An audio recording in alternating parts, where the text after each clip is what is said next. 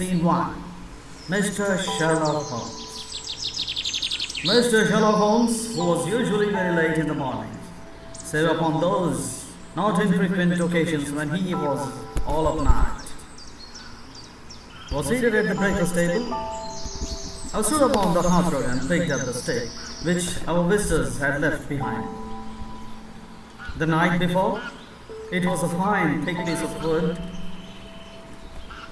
bulbous-headed of the sort which is known as a felling lyre. Just under the head was a broad silver band, nearly an inch across. To James Mortimer, a Marcius from his friends of CCH was engraved upon it with the date 1884. It was just such a steak as the old-fashioned family practitioner used to carry dignified, solid, and reassuring. Well, Watson, what do you make of it? Holmes was sitting with his back to me, and I had given him no sign of occupation. How did you know what I was doing? I believe you have eyes in the back of your head. At least a well-polished silver-plated coffee pot in front of me, said he. But tell me, Watson, what do you make of our visitor's stick? Since we have been so unfortunate as to miss him and have no notion of his errand, this accidental. So many beacons of importance. Let me hear you reconstruct the man by an examination of it. I think, said I, following as far as I could the methods of my companion, Dr. Mortimer's, is a successfully elderly medical man, well esteemed, since those who know him give him his mark of their appreciation. Good, said Holmes. Excellent. I think also that the profitable probability is in favor of his being a country practitioner who does a great deal of visiting on foot. Why so? Because this steak, though originally a very handsome one, has been marked about that I can hardly imagine a town practitioner carrying it. The thick iron ferrule is worn down, so it is evident that he has done a great amount of washing with it. Perfectly sound, said Holmes. And then again, there is a friend of CC. I should guess that to be something hunt, a local hunt to whose members he has possibly given some surgical assistance, and which has made him small presentation in return. Really, Watson? You excel yourself? Said Holmes, pushing back his chair and lighting a cigarette. I'm bound to say that in all the accounts which you have been so good as to give of my own small achievements, you have been habitually underrated your own abilities. It may be that you are not yourself luminous, but you are a conductor of light. Some people without possessing genius have a remarkable power of stimulating it. I confess, my dear fellow, that I am very much in your debt. He had never said as much before. I must admit that his words have given me keen pleasure, for I had often been piqued by his indifference to my admiration, and to the attempts which I had made to give publicity to his methods. I was proud to think that I had so far mastered his system as to apply it in a way which earned his approval. He now took the stick from my hands and examined it a few minutes with his naked eyes. Then, with an expression of interest, he laid down his cigarette and, carrying the cane to the window, he looked over it and again with a convex lens. Interesting, though elementary, said he, as he returned to his favorite corner of the city. There are certainly one or two indications upon the stick. It gives us the basis of several deductions. Has anything escaped me? Asked with some self-importance.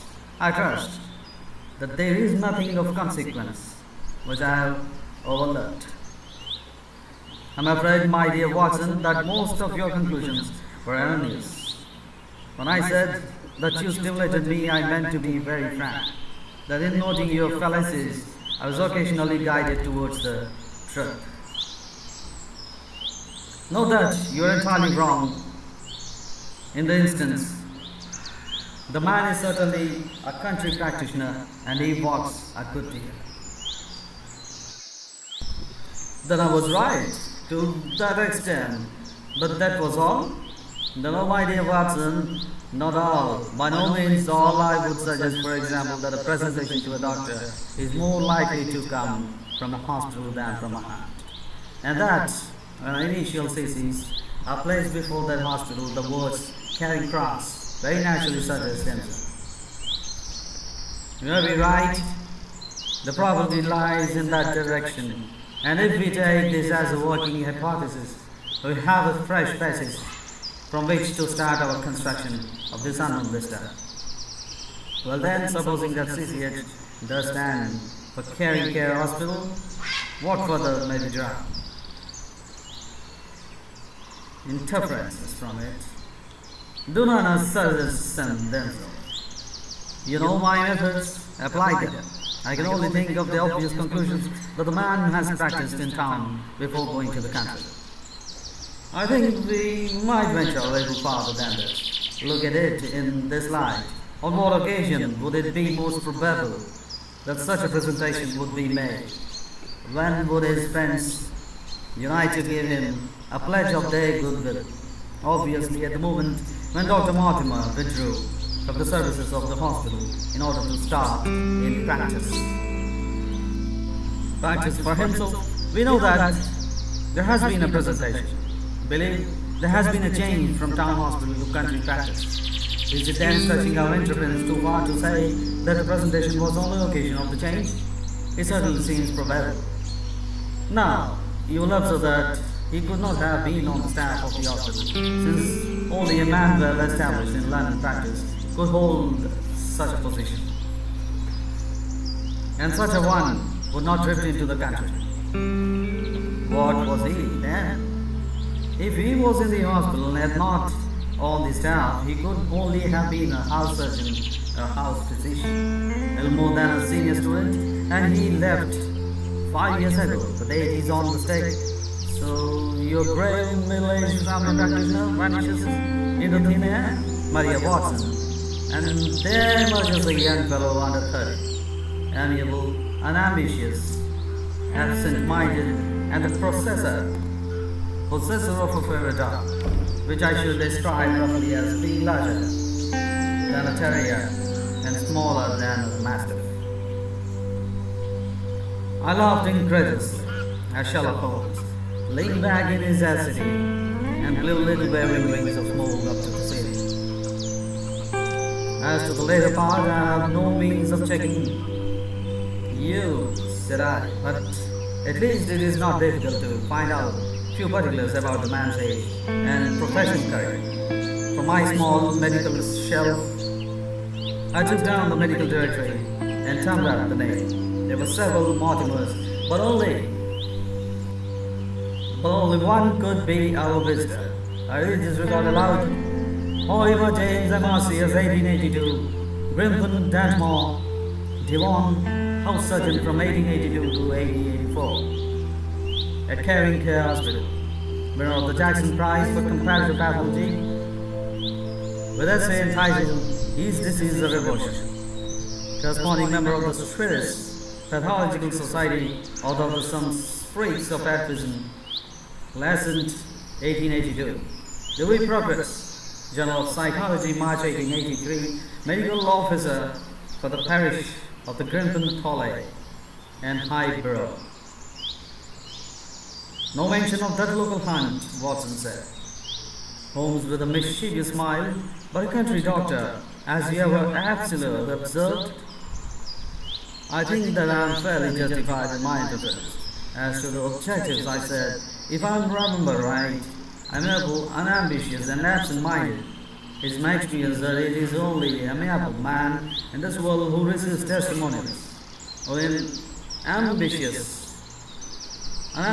one who abandons the London career for the country, and not an absent-minded one who leaves his stick and not his visiting card after waiting an hour in your home. And the dog has been in the habit of carrying his stick behind his master. Being a heavy stick, the dog has held it tightly by the middle, and the marks of his teeth are very plainly visible.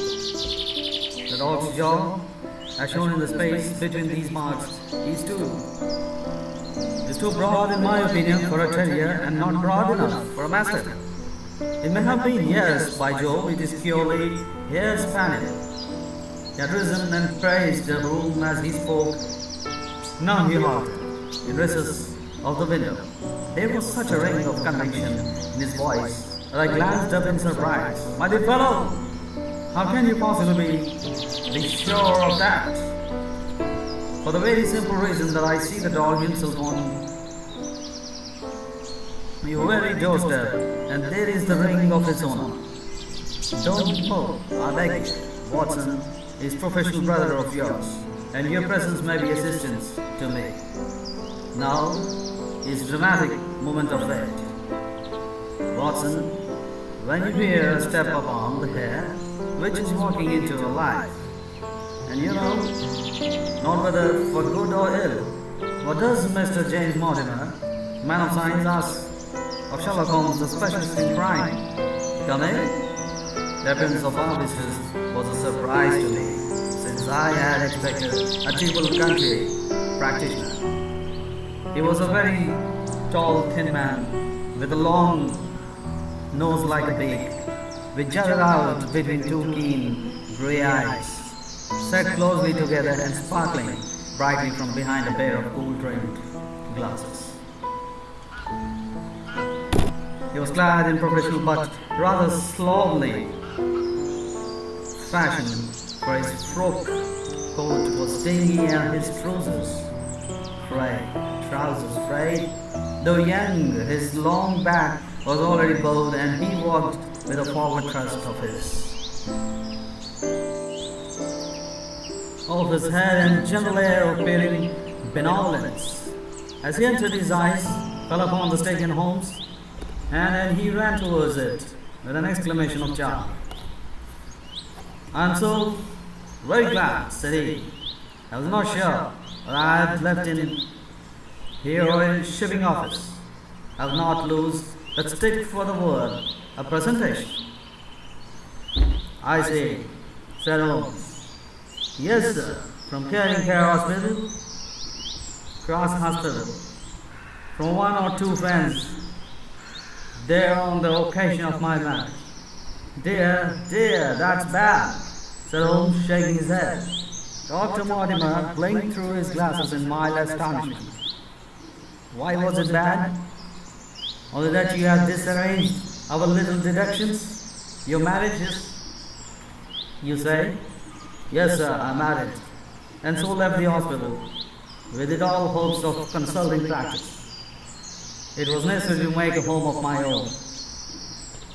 Come, we are not so far wrong after all," said Holmes. "And now, Dr. James Mortimer, Mr. a humble Marcius, and a man of precise mind evidently, a dabber in science. Mr. Holmes, a picker-up of shells on the shores of the great unknown ocean. I presume that it is Mr. Sherlock Holmes whom I am addressing, and not..."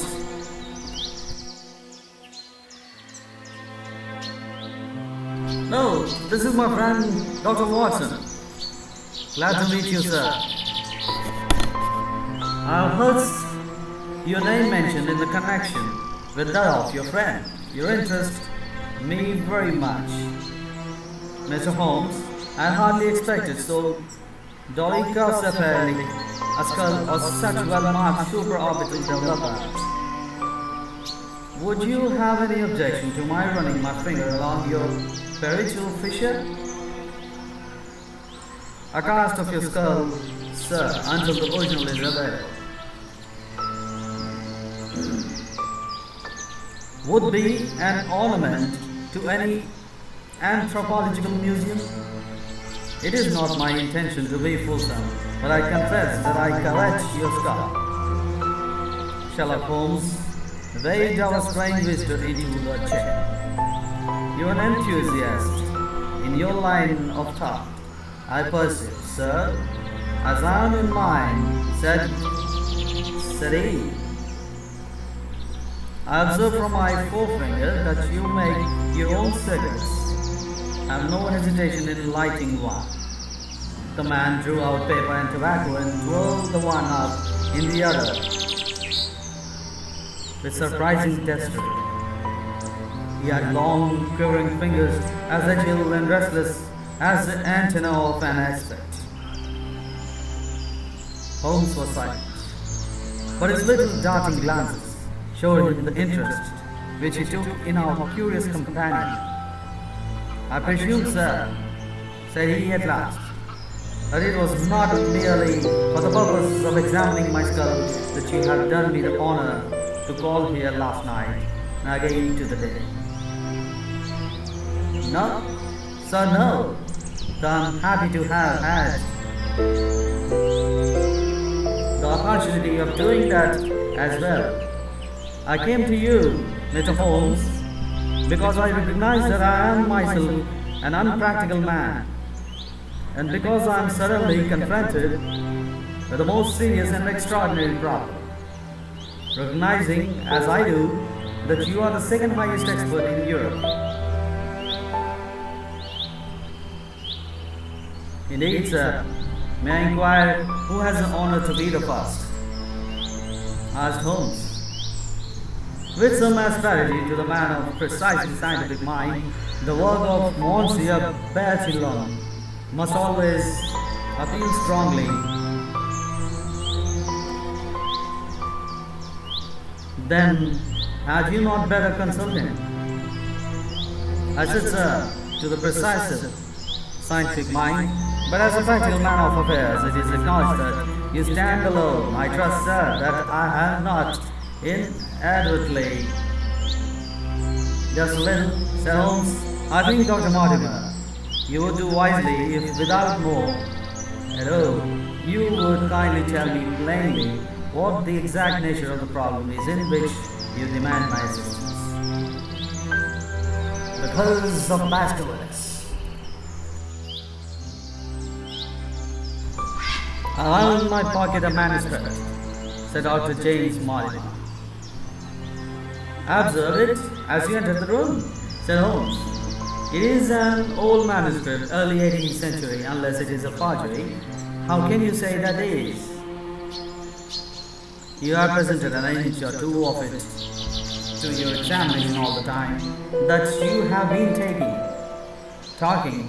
It would be a poor expert who could not give the date of document within a decade or so. You may possibly read that my little monograph upon the subject I put that at 1730, the exact date is 1742. Dr. Mortimer drew it from his breast pocket. This is family paper that was committed to my care by Sir Charles Baskerville, whose sudden and tragic death some 3 months ago created so much excitement in Devonshire. I may say that I was his personal friend as well as his medical attendant.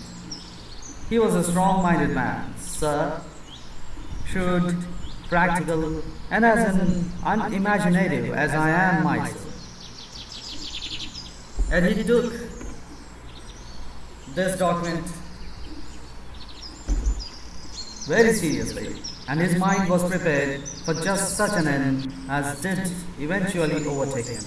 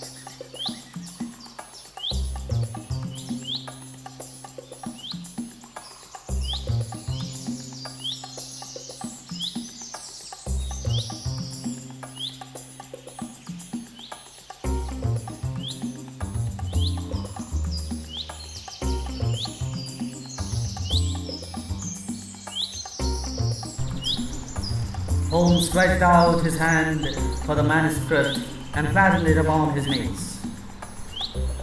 You will observe, Watson, the alternate use of the long S and the short. It is one of the several negations which enables me to fix the date. I looked over his shoulder at the yellow paper and the faded script. At the head was written Baskerville Hall, and below, in large scrawling figures, 1742. It appears to be a statement of some sort. Yes, it is a statement of certain legend which runs in Baskerville family. Understand that it is sometimes more modern and practical upon which you wish to consult me. Most modern or most practical pressing matter which must be decided within 24 hours. But the manuscript is short and intimately connected with the affair. With your permission, I will read it out to you. Holmes leaned back in his chair, placed his fingertips together and closed his eyes. With an air of resignation, Dr. Mortimer turned the manuscript to the light and read in a high, crackling voice the following curious, old world narrative of the origin of the Hound of Baskervilles. There have been many statements, yet as I come in a direct line from Hugo Baskerville, as I had the story from my father, who also had it from his. I have set it down with all belief that it occurred.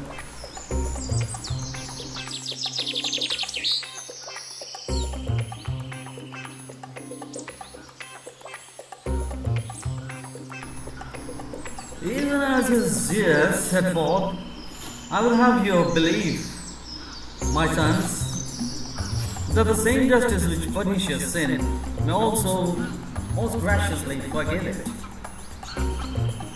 And no ban is so heavy,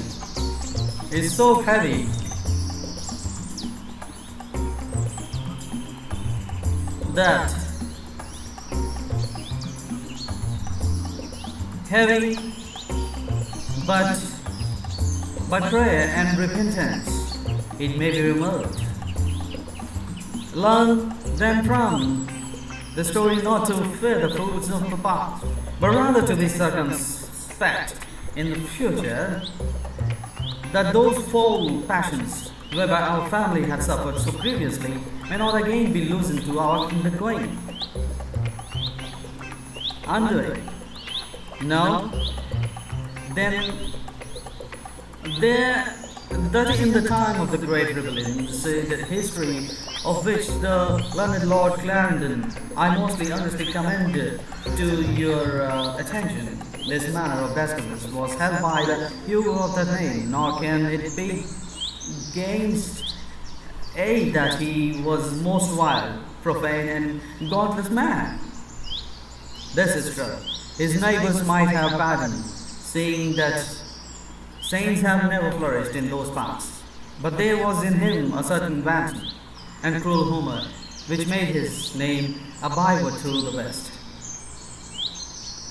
It chanced that this Hugo came to Lugo to love, if indeed so dark a passion may be known under so bright a name, the daughter of human who held lands near Baskerville estate, but the young maiden, being discreet and of good repute, would have avoided, for she feared his evil name. So it came to pass that one Michaelmas, this Hugo, with 5 or 6 of his idle and wicked companions, stole down upon the farm and carried off the maiden, her father and brothers being from home. He well knew when they had brought her to the hall, the maiden was placed in upper chamber, while Hugo and his friends sat down to a long carousal, as was their nightly customs. Now the poor lass upstairs was like to have their wits and turned at the singing and shouting and terrible oaths which came up to her from below, from they say that the walls used by Hugo Baskerville. When he was in wine, was such a might blast, the man who said them, the last in the stress of his fear, she did that might have daunted the bravest or most active man, or by the aid of the growth of ivy which covered and still covers the south wall, she came down from the under the eaves, and so homeward across the moor, there being 3 leagues betwixt the hall and her father's charm. It chanced that some little time later he left his guests to carry food and drink, with other words, things, perchance to his captive, and so found the cage empty, and the bird escaped. Then, it would seem, he became as one of the path of the devil, for rushing down the stairs into the dining hall. He sprang upon the great table, flagons and trenchers flying before him. He carried aloud before all the company that he would that very night render his body and soul to the powers of it, if he might but overtake the branch, and while the revelers stood aghast at the fury of the man, but more wicked, or it may be more drunken than the rest, cried out that they should put the hounds upon her.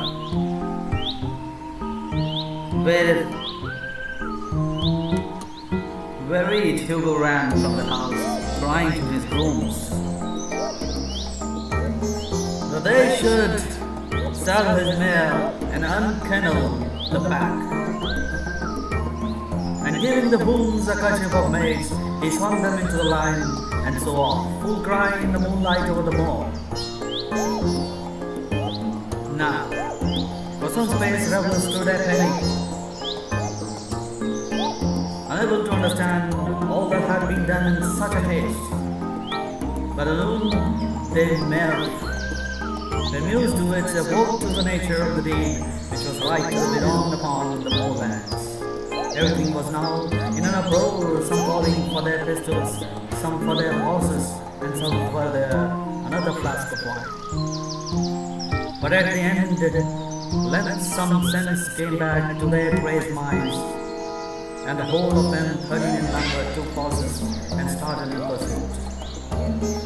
The moon shone clear about them, and they rode swiftly abreast, taking the course which the maid must needs have taken if she were to reach her own home. They had gone a mile or two when they passed one of the night shepherds upon the moorlands, and they cried to him to know if he had seen an hunt. They hunt, and the man, as the story goes, was so crazed with the fear that he could scarce speak, but at last he said that he had indeed seen the unhappy maiden with wounds upon her track, but has seen more than that, said he, for Hugo Baskerville passed me upon his black mare, and there ran mute behind him such a hound of hell as God forbid should ever be at my heels. So the drunken squares cursed the shepherd and rode onwards. But soon their skins turned cold, for they came galloping across the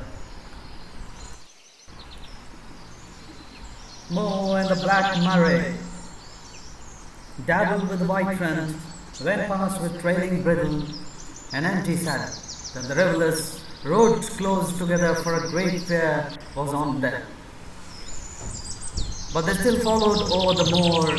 Each, had he been alone, would have been right glad to have turned his horse's head. Riding slowly in this fashion, they come at last upon the hounds. These, though known for their valor and their breed, were whimpering in the cluster at the head of the deep dip, or goel as we call it. Upon the moor, some singlings lay, and some with startling hackles and staring eyes, gazing down the narrow valley broke them. The company had come to a halt, more sober men, as you may guess. And when this train started, the most of them would be by now, meaning advance. But three of them, the boldest, or maybe the utmost drunken, rode forward down the gyle. Now it opened into the broad space in which stood two of those great stones, still to be seen there, which was set by certain forgotten people in the days of old. The moon was shining bright upon the clearing, and there in the centre lay the unhappy maid, where she had fallen, dead of fear and of fatigue. But it was not the sight of a body, nor yet was it that of the body of Hugo Baskerville lying near her. We traced the hair upon the heads of these three daredevils, roisterous, but it was that, standing over Hugo and plucking it at its heart. There stood a foul thing, a great black beast shaped like a hound. Yet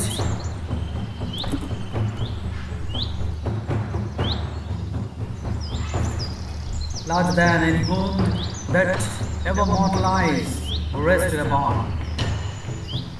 Even when they looked, the things for the throat of Hugo Baskerville's, on which, as it turned its blazing eyes and twinkling jaws upon them, the three shrieked with fear and rode for their lives, still screaming across the moor. One, it is said, died that very night of what he had seen, and the other twain were but broken men for the rest of their stays. Such is the tale, my sons, of the coming of the hood, which is said to have plagued the family so surely, solely ever since.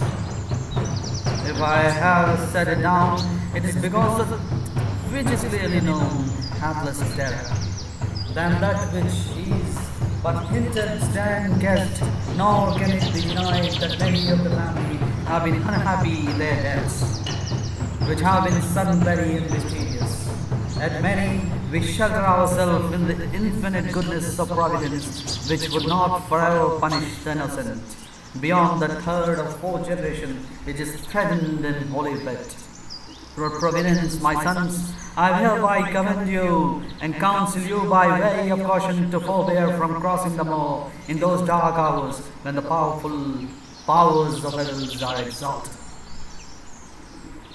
This from Hugo Baskerville to his sons Roger and John, with instructions that they say nothing thereof to their sister Elizabeth. When Dr. Mortimer has finished reading this single narrative, he pushed his spectacles upon. His forehead stared across Mr. Sherlock Holmes. The latter yawned and tossed the end of its cigarette into the fire. Well, said he, do you not find it interesting? To a collector of fairy tales? Dr. Mortimer drew a folded newspaper out of his pocket. Now Mr. Holmes will give you something a little more accurate, more recent. This is Devon country.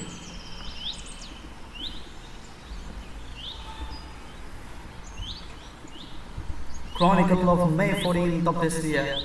This short account of his facts elicited at the death of Sir Charles Baskerville's, which occurred a few days before the date. My friend leaned a little forward and his expression became intent.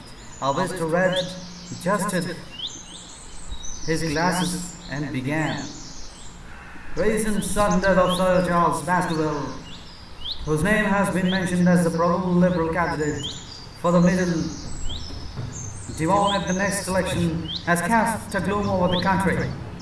Though Sir Charles has resided at Baskerville Hall for a comparatively short period, his amiability of character and extreme generosity has won the affection and respect of all who had been brought into contact with him. In these days of novitiates, riches sit refreshing to find a case where the scion of an old family, county family, which has fallen upon middle days, is able to make his own fortune and to bring it back with him to restore the fallen grandeur of his line. Sir Charles, as is well known, made large sums of money in South African speculations, more wise than who go on until the wheel turns against them. He realized his gains and returned to England with his item. It is only 2 years since he took up his residence at Baskerville Hall, and it is common talk how large were those schemes of reconstruction and improvement which have been interrupted by his death. Begins of childless, it was his openly expressed desire that the whole countryside should within his own family time profit by his good fortune, and many will have personal reasons for bewailing his untimely end. His generous donations to local and country charities have been frequently chronicled in his columns. Circumstances connected with the death of Sir Charles cannot be said to have been entirely cleared up by the inquest, but at least enough has been done to dispose of these rumors to which local superstition has given reason. There is no reason whatever to suspect or to imagine that the death could be from any but natural cause. Sir Charles was a widower and a man who may be said to have been in some ways of an eccentric habit of mind. In spite of his considerable wealth, he was simple in his personal states, and his indoor servants at Baskerville Hall consisted of a married couple named Barrymore, the husband acting as a butler and the wife as a housekeeper. The evidence, corroborated by that of several friends, tends to show that.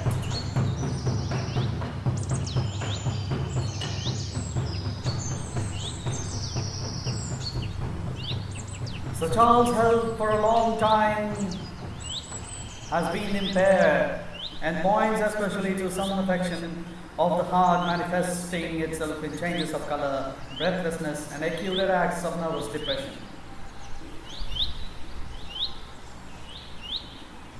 Dr. James Mortimer, the friend and medical attendant of the deceased, has given evidence to the same effect. The facts of the case are simple. Sir Charles Baskerville was in the habit every night before going to the bed of breaking down the famous Yew Valley of Baskerville Hall. The evidence of the Barrymore shows that this had been in custom. On the 4th of May, Sir Charles had declared his intention of starting next day for London and had ordered Barrymore to prepare his luggage. That night he went out as usual for his nocturnal walk, in the course of which he was in the habit of smoking a cigar. He never returned. At 12 o'clock, Barrymore, finding the hall door still open, became alarmed and lighting a lantern went in search of the master. The day had been wet, and Sir Charles' footmarks were easily traced down the alley. Halfway down his walk, there is a gate which leads out on the moor. There were indicators that Sir Charles had stood for some little time there. He then proceeded down the alley, and it was at the far end of it that his body was discovered.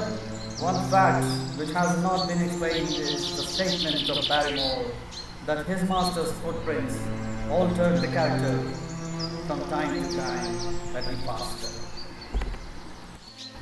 Morehead, and that he appeared from thence onwards to have been walking upon his toes. One Murphy, a gipsy horse dealer, was on the moor at no great distance at that time. But he appeared by this own confession to have been worse for his reign. He declares that he heard cries, but he is unable to state from what direction they came.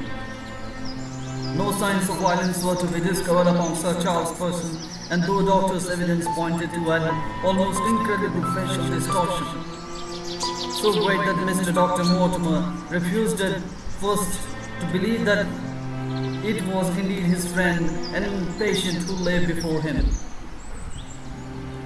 It was explained that there is a symptom which is not unusual in case of dysphonia and death from cardiac exhaustion.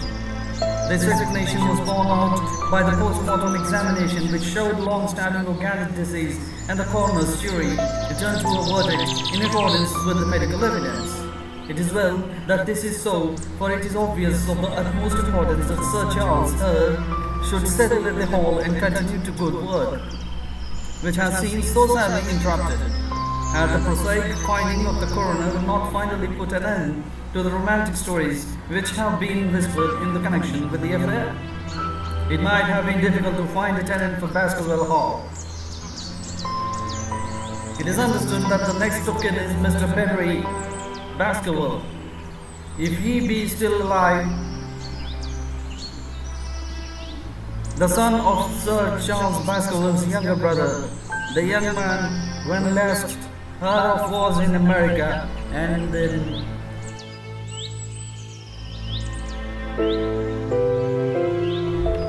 inquiries are being instituted with a view to informing him of his good future. Dr. Mortimer refolded his paper and replaced it in his pocket. Those are the public facts. Mr. Holmes, in connection with the hand of the death of Sir Charles Baskerville. I must thank you, said Charles Sherlock Holmes, for calling my attention to a case which certainly presents some features of interest. I had observed some newspaper comment at that time, but I was exceedingly preoccupied by the little affair of the Vatican chemicals. And in my anxiety to oblige the Pope, I lost touch with several interesting interests. English cases. This article you say contains all the public facts. It does. Then let me have the private ones. Leaned back, put his fingertips together, and assumed his most impassive and judicial expression. In doing so, said Dr. Mortimer, who had begun to show signs of some strong emotions, I am telling that which I have not confided to anyone. My motive for withholding it from coroner's inquiries is what the man of science shrinks from placing himself in the public position of seeming to endorse a popular superstition. I had the further motive that Baskerville Hall, as the paper says, would rather certainly remain untenanted if anything were done to increase its already rather grim reputation. For both these reasons, I thought that I was justified in telling rather less than I knew, since no practical good could result from it. But with you, there is no reason why I should not be perfectly frank. The moor is very sparsely inhabited, and those who live near each other are thrown very much together. For this reason, I saw a good deal of Charles Baskerville, with the exception of Mr. Franklin of Laughter Hall and Mrs. Stapleton, the nationalist. There are no other men of education within many miles. Sir Charles was a retiring man, but the chance of his illness brought us together, and the community of interest in science kept us. So he has brought back much scientific information from Southern, and many a charming evening we have spent together. discussing the comparative anatomy of the bushman and the Hottentot. Within the last few months, it became increasingly plain to me that Sir Charles' nervous system was strained to the breaking point. He had taken this legend, which I have read you, exceeding to heart. So much so that although he would walk in his own grounds, nothing would induce him to go out upon the moor at night, incredible as it may appear to you. Mr. Holmes, he was honestly convinced that the dreadful fate overhung his family, and certainly the regards which he was able to give of his ancestors were not encouraged. The idea of some Catholic presence constantly haunted him, and on more than one occasion he has asked whether I had on my medical journey at night.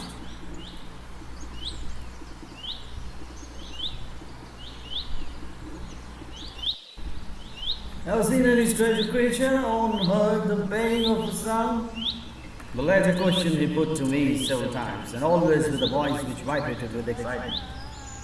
I can well remember driving up to his house in the evening some 3 weeks before the fatal event.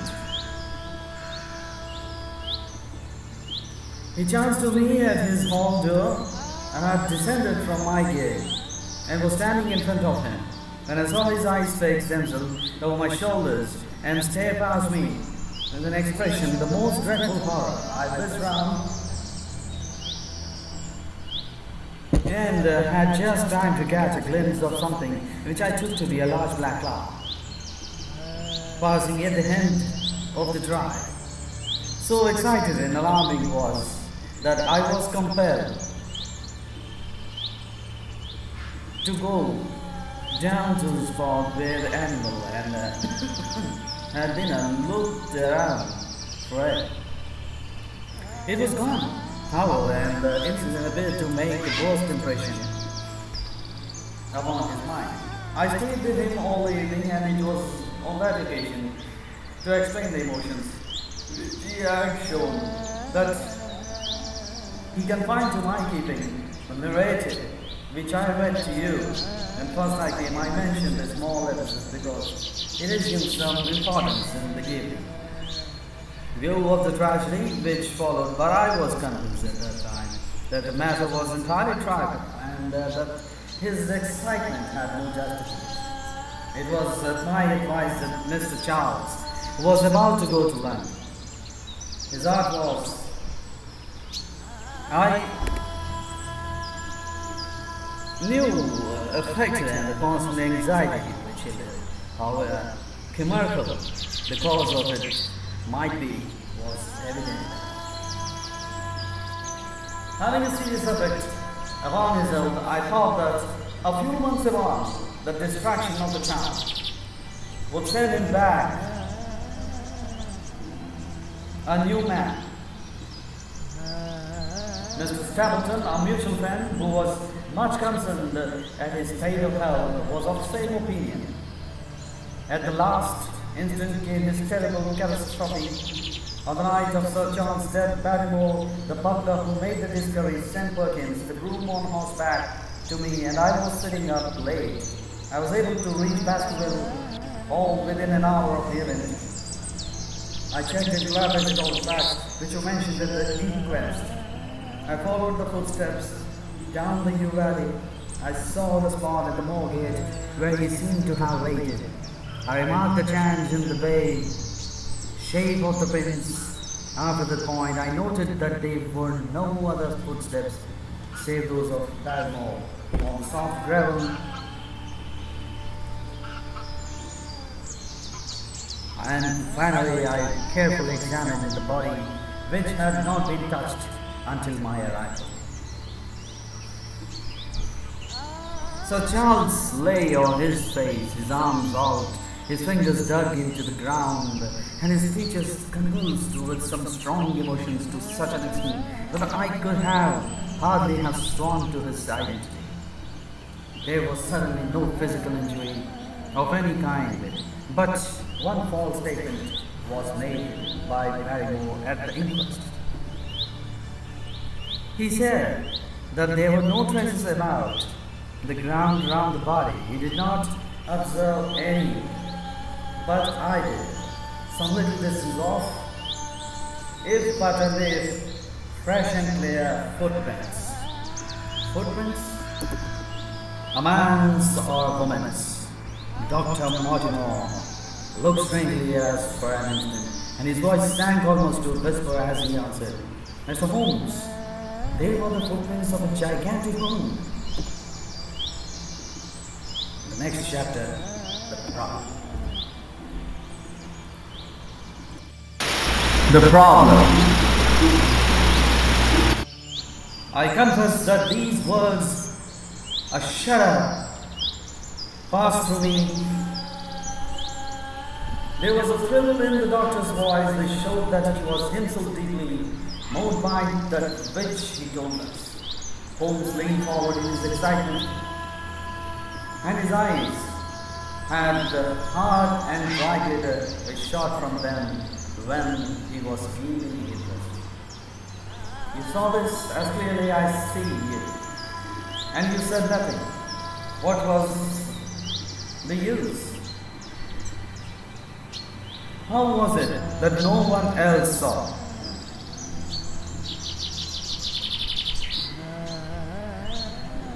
The marks were some 20 yards from the body, and no one gave them all apart.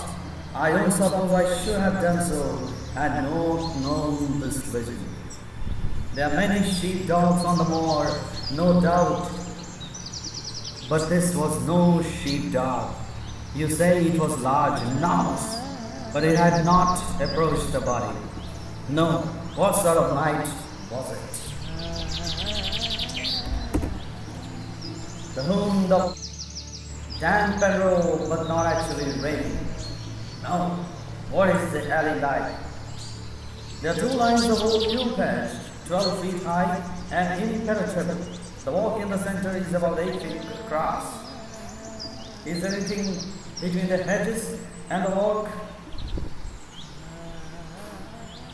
Yes, there is a strip of grass about 6 feet broad on either side. I understand. The yew hedge is penetrated at one point by the grate. Yes, the wicket gate, which leads us on to the moor. Is there any other opening? None.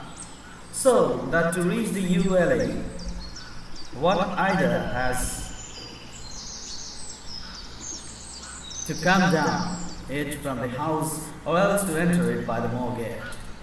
There is an exit through a summer house at the far end. Has Sir Charles reached this? No. He lay about 50 yards from it. Now tell me, Dr. Mortimer, and this is important. The marks which you saw were on the path and not on the grass. No marks to show on the grass. Were they on the same side of the path as the moor gate?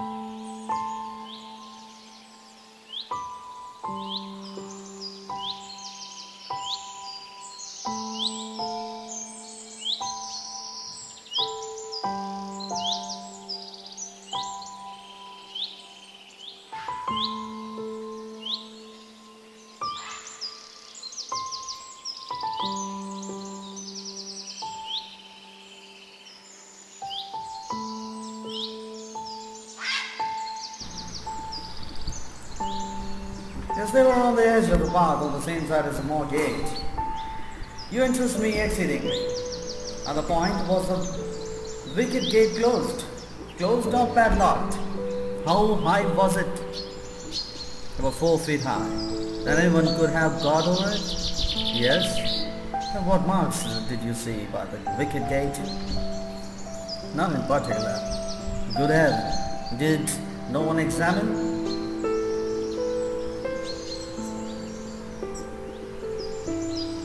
Yes, I examined myself and found nothing. It was all very confused. Sir Charles had evidently stood there for 5 or 10 minutes. How do you know that? Because the ash had twice dropped from his cigar. Excellent. That is a colleague, Watson, after our own heart. But the marks. He had left his own marks all over that small patch of gravel.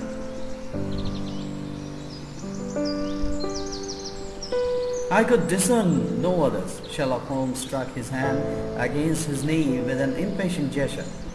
If I had only been there, he cried, it is evidently a case of extraordinary interest, and one which presented immense opportunities to the scientific expert. The gravel page upon which I might have read so much had been long ere splashed by the rain and defaced by the clods of curious peasants. Oh, Dr. Mortimer, Dr. Mortimer, to think that you should not have called me if in. You have indeed much to answer for. I could not call you in, Mr. Holmes, without disclosing these facts to the world, and I have already given my reasons for not wishing to do so. Besides, why do you hesitate?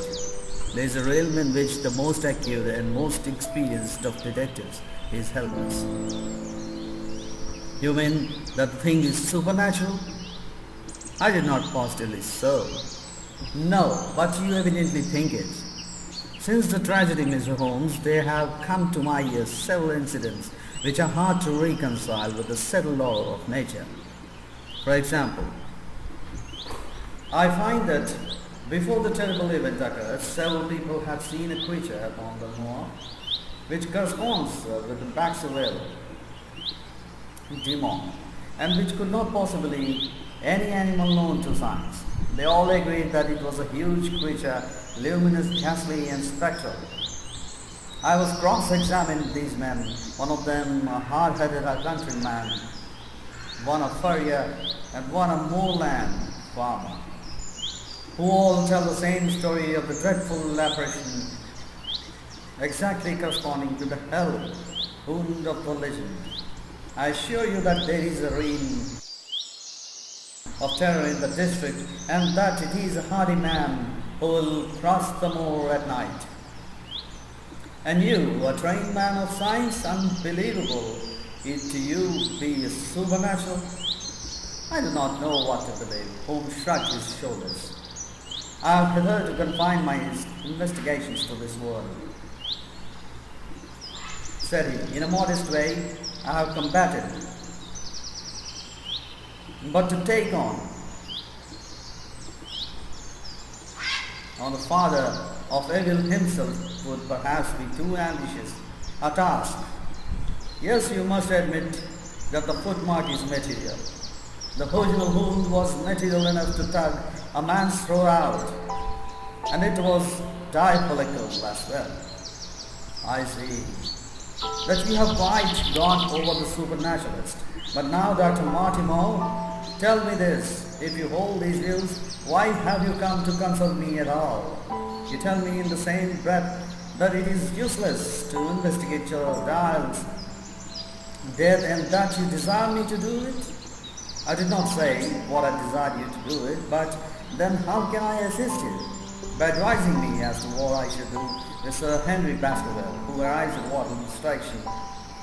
Dr. Mortimer looked at his watch in exactly 1 hour and a quarter. He being the heir, yes,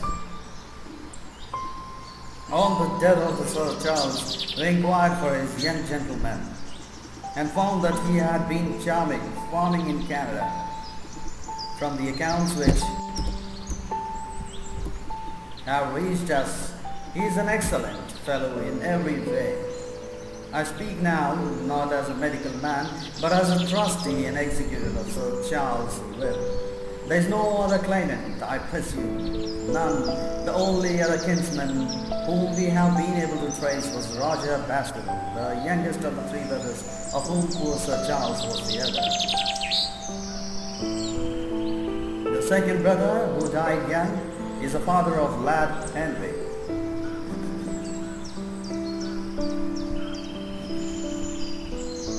He came of the old masterful Baskerville strain and was very imageful. The third, Roger, was the black sheep of the family. They tell me of the family picture of old hero.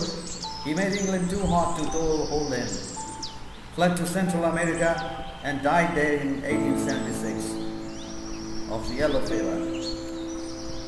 Henry is the last of the Baskervilles. In 1 hour and 5 minutes I meet him at the Waterloo station.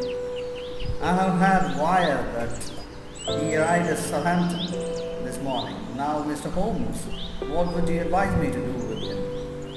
Why should he not go to the home of his fathers? It seems natural, does it not?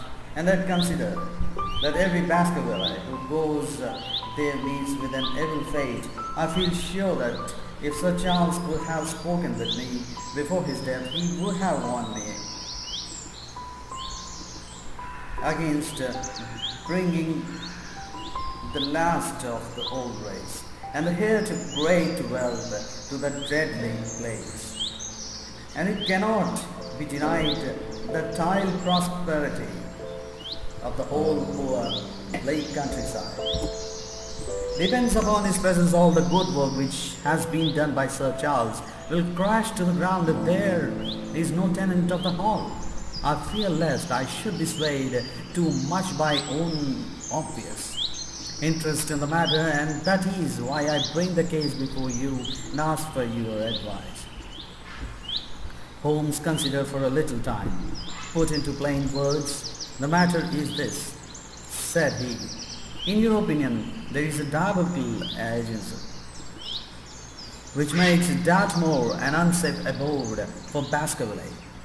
That is your opinion? At least I might go to the length of saying that there is some evidence that this may be so exactly, but surely if your supernatural theory be correct, it could work the old man evil in the London as easily as Devonshire. A devil with merely local powers like a parish vestry would be too inconceivable a thing. You put the matter more flippantly, Mr. Holmes, than you would probably do if you were brought into personal contact with these things. Your advice, then, as I understand it, is that the young man will be as safe in Devonshire as in London. He comes in 50 minutes. What would you recommend? I recommend, sir, that you take a cab, call off your spaniel who is scratching at my front door, and proceed to Waterloo, meet Sir Henry Baskerville, and then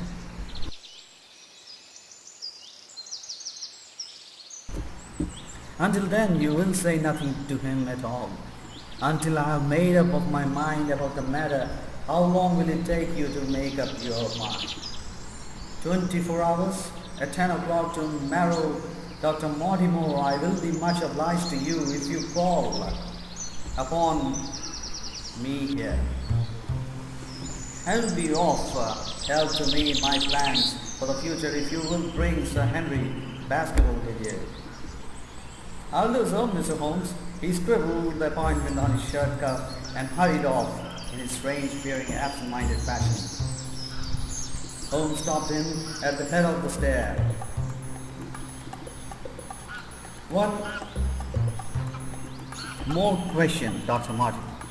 You said that before Sir Charles Baskerville's death, several people saw this apparition upon the moor. 3 people did. Did any see a doctor? I have not heard of any. Thank you. Good morning. Holmes returned to his seat with that quiet look of inward satisfaction, which meant that he had a cognitive task before him. Going out, Watson, unless I can't help you. No, my dear fellow. It is at the hour of action that I turn to you for aid. But this is splendid, really unique. From more points of view, when you passed Brandley, would ask him to send up a proud of the strongest shag of tobacco. Thank you.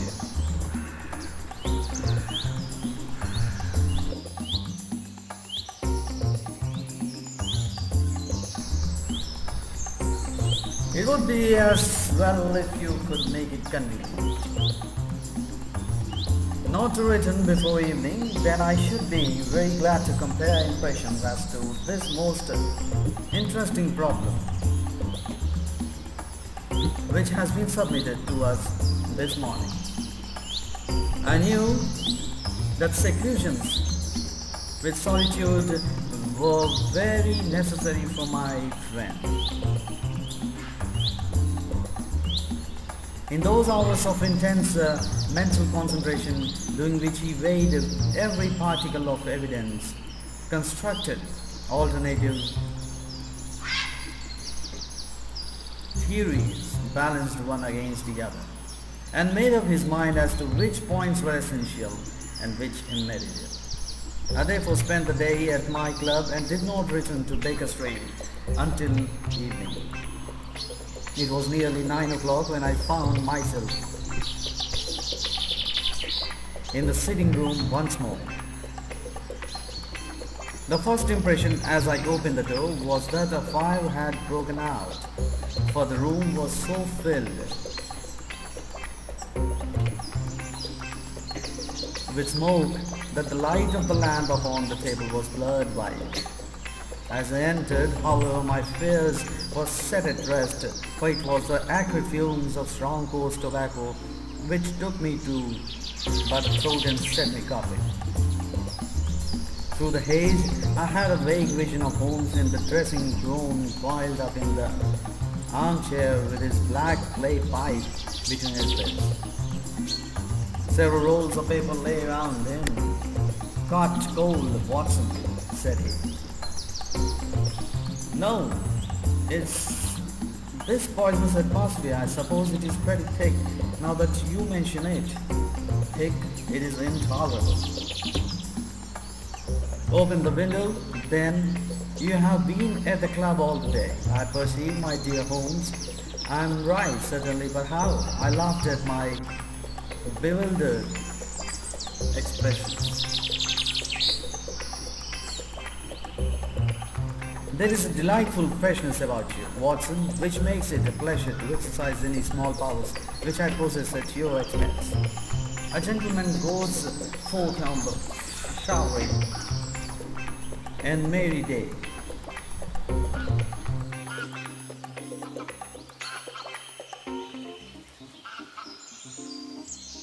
He runs immaculate in the evening with the glass still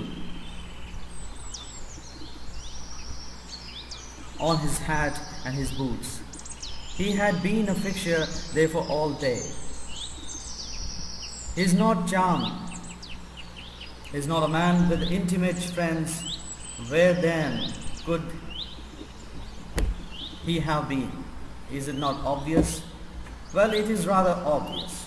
The world is full of obvious things which nobody be at any chance ever observes. Where do you think that I have been? A fixture also, on the contrary. I have been to Devonshire. Very large. Exactly. He unrolled one section and held it over his knees. And as I read, here you have a particular district which concerns us. That is Baskerville Hall. An incredible amount of tobacco with a wood round it. Exactly. That I sent down to Stanford for the ordnance map, though not this portion under the name. And my spirit must stretch along this line forward with the more as you perceive. Upon the right myself that I could find my way about of buildings, I presume. Here is the hamlet of Grimpen where our friend Dr. Mortimer has his headquarters. Within a radius of 5 miles, there are, as you see, only a few scattered dwellings. Here is a laughter hall, which was mentioned in the narrative. There is a house indicated here, which may be residence of the naturalist, Stapleton. If I remember right, was his name. Here are 2 moorland farmhouses, Hightower and Former. Then 14 miles away the great convict prison of Princetown. Between the round these scattered points extends a desolate, lifeless moor. This is then is the stage upon which tragedy has been played, and upon which we may help to play it again. It must be a wild place.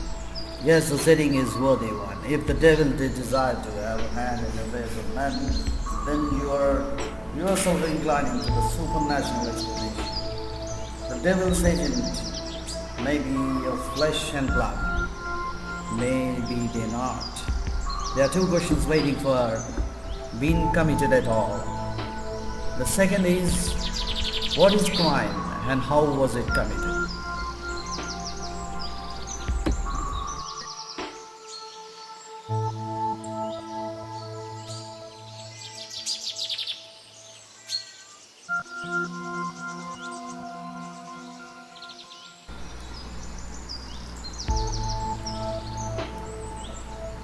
You said at the outset, the one is whether one has any crime been committed at all. The second is, what is the crime and how is it being committed? Of course, if Dr. Mortimer's surmise should be correct and we are dealing with the forces outside the ordinary laws of nature, there is an end of our investigation. But we are bound to exhaust all other hypotheses before falling back upon this one. I think we will shut that window again. If you don't mind, it is a singular thing, but I find that a concentrated atmosphere helps the concentration of thought. I have not pushed it to the length of getting into a box of things. But that is the logical outcome of my convictions. Have you turned the case over in your mind? Yes, I have thought a good deal of it in the course of the day. What do you make of it? It is a bewildering. It has a character of its own. There are points of distinctions about it. The change, the footprints. For example, what do you make of that? Mortimer said that the man has walked on the tipple, down the portion of the valley. He got repeated what some fool said at the inquest. Why should a man walk on top it all? Down the valley? What then? He was right. Watson, running desperately, running for his life, running until he burst his heart and fell dead upon his face. Running from what? There lies our problem. There are indications that a man was crazed with a fear before ever he began to run. How can you say that? I am presuming that the cause of his fears came to him across the moor. If that was so, and seemed to more probable, only a man who had lost his wits would have run from the house instead of towards it. If the gipsy's evidence may be taken as true, he ran with cries for help in the direction where help was least likely to be. Then again, who was he waiting for that night? And why was he waiting for him in the Yew Valley rather than in his own house? You think that he was waiting for someone? The man was elderly and infirm. We can understand his taking an evening stroll, but the ground was damp and the night inclement. Is it natural that he should stand for 5 or 10 minutes, as Dr. Mortimer, with more practical sense than I should have given him credit for, detected from the cigar ash? But he went out every evening. I think it unlikely that he waited at the moor gate every evening.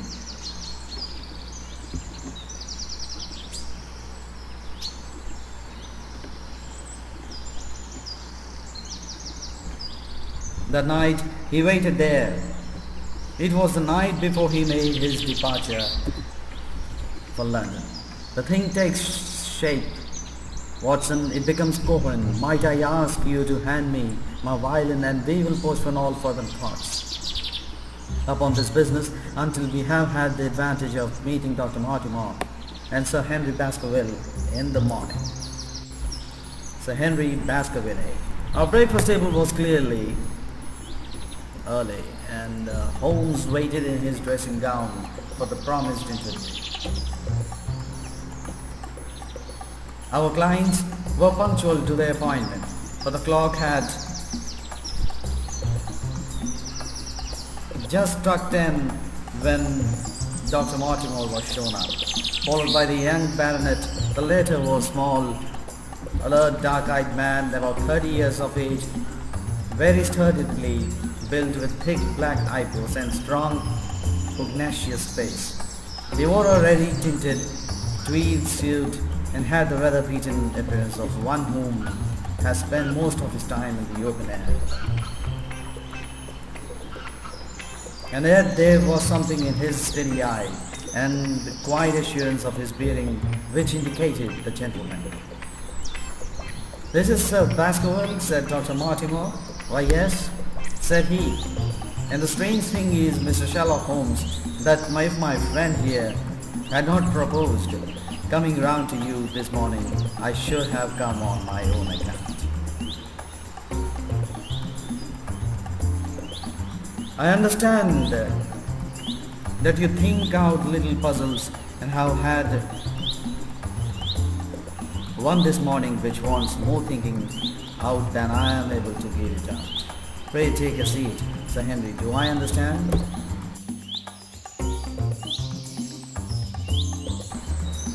"You to say that you have yourself had some remarkable experience since you arrived in London? Nothing of much importance, Mr. Holmes. Only a joke as like an art. It was this letter, if you can call it a letter, which reached me this morning." He laid an envelope upon the table, and we all bent over it. It was of common quality, greyish in colour. The address of Sir Henry Baskerville, Northumberland Hostel, was printed in the rough characters. The postmark Charing Cross, and the date of posting the preceding evening. "Who knew that you were going to the Northumberland Hotel?" asked Holmes, glancing keenly across at our visitors. "No one could have known.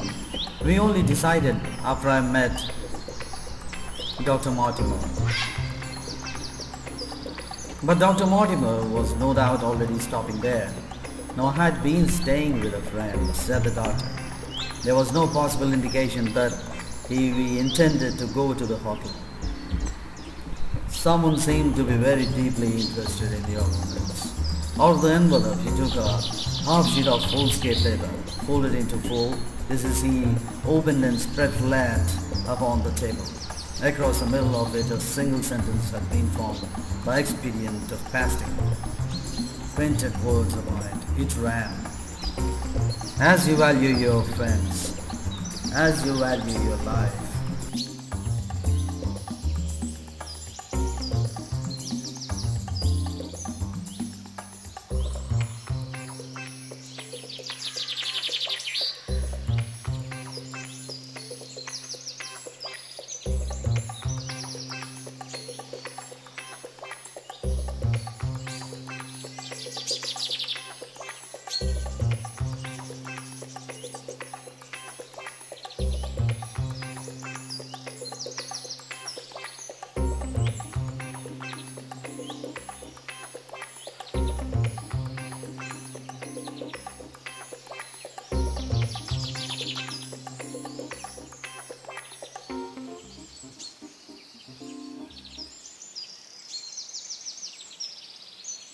or your reason keep away from the moor."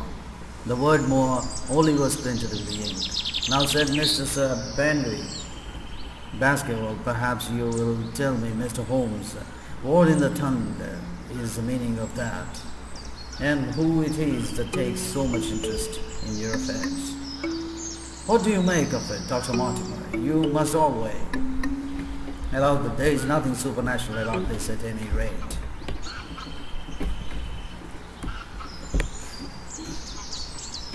No, sir, but it might very well come from someone who was convinced that the business is supernatural. What business? Asked Sir Henry sharply. It seems to me that all you gentlemen know a great deal more than that I know about my own affairs. You shall share our knowledge before you leave this room, Sir Henry. I promise you that, said Sherlock Holmes. We will confine ourselves to the present with our permission to this very interesting document, which must have been put together and posted yesterday evening. Have you yesterday's Times, Watson? It is here in the corner. Might I trouble you for that? The inside page, please, with the leading articles. He glanced swiftly over it, running his eyes up and down the column's capital article, "This on Free Trade." Permitted me to give you an extract from it. You may be cajoled into imagining that your own special trade or your industry will be encouraged by a protective tariff. But it stands to reason that such legislation must, in the long run, keep away wealth from the country, diminish the value of our imports, and lower the general conditions of life in this island. What do you think of that, Watson? Cried Holmes in high glee.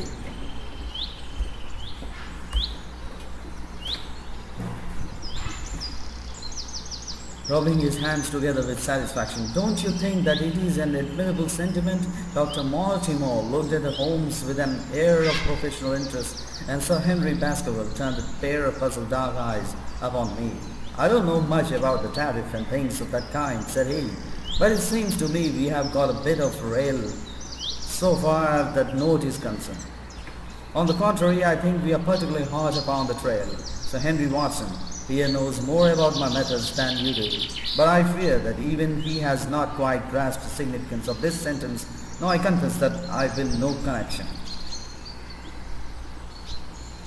And yet, my dear Watson, there is so very close a connection that the one is extracted out of the other.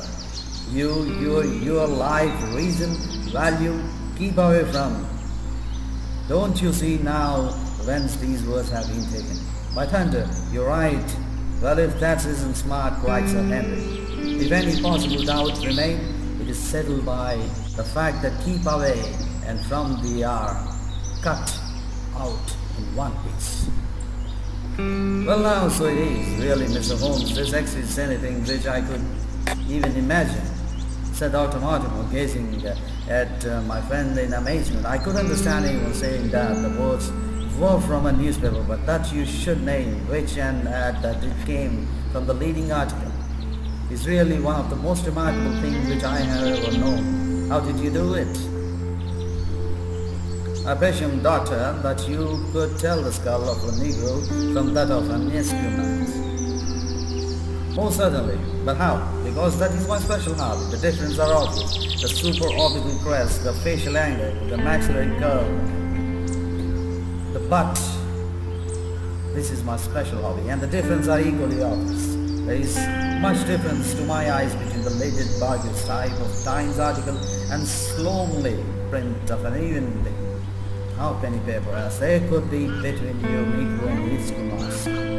The detection type is one of the most elementary branches of knowledge to the special expert in crime, though I confess that once, when I was very young, I confused the Leeds Mercury with the West Morning News. But the Times leader is entirely distinctive, and these, as it was done yesterday, the strong probability was that we should find the words in yesterday's issue.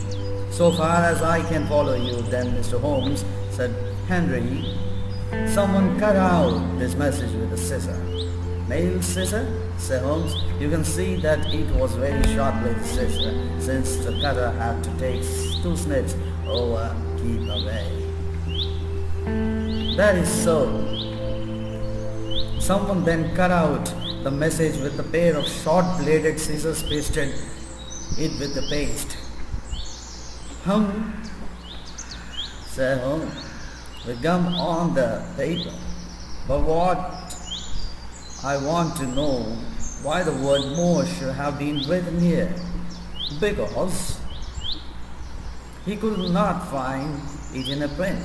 The other words were all simple and might be found in any issue, but more would be less common. Why, of course, that would explain it. Have you read anything else in the message, Mr. Holmes? There are two or one indication, and at the utmost pains have been taken to remove all clips. The address you observe is printed in rough characters, but the Times is the paper which is a seldom found in any hands but those of the highly educated. We may take it, therefore, that the letter was composed by an educated man who wished to pose as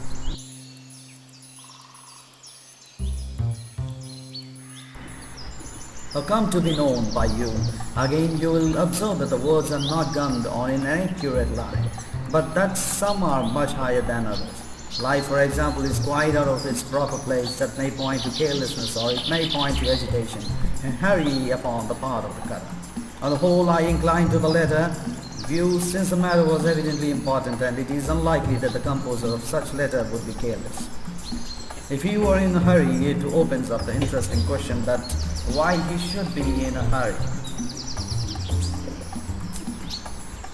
Since any letter posted up to early mornings would reach Sir Henry before he would leave his hotel, did the composer fear an interruption, and from whom?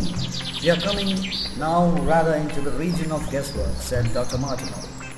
Say rather into the region where we balance probabilities and choose the most likely. It is the scientific use of imagination, but we have always some material basis on which to start our speculations. Now you would call it a guess, no doubt, but I am almost certain that this address has been written in an mortal. How in the world can you say that? If you examine it carefully, you will see that both the pen and the ink have given the writer trouble. The pen has spluttered twice in a single word and has run dry 3 times in a short address, showing that there was very little ink in the bottle. Now a private pen or ink bottle is seldom allowed to be in such a state, and the combination of the two must be quite rare. But you know the hotel ink and the hotel pen, where it is rare to get anything else. Yes, I have very little hesitation in saying that could we examine the wastepaper baskets of the hotels round Charing Cross until we found the remains of the mutilated Times leader, we could lay our hands straight upon the person who sent this singular message. Hello, hello, what's this? He was carefully examining the fool's cap upon which the words were pasted, holding it only an inch or two from his eyes. Well, nothing said it. Throwing it down, it is a blank half sheet of paper without even a watermark upon it. I think we have drawn as much as we can from the curious letter, and now, Sir Henry, has anything else of interest happened to you since you have been in London? Why no, Mr. Holmes, I think not. You have not observed anything follow or watch you. I seem to have walked right into the thick of dim Northam, said our visitor. Why in thunder should anyone follow or watch me? We are coming to that. You have nothing else to report to us before we go into the matter.